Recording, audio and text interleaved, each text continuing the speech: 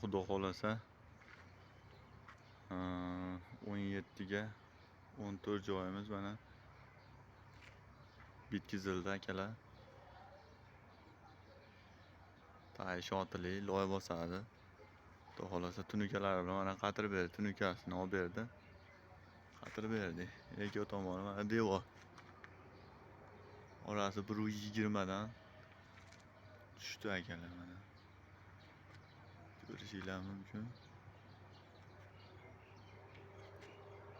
Ekskat oldi orqasiga tunuka qatirib qo'ydik mana qilib.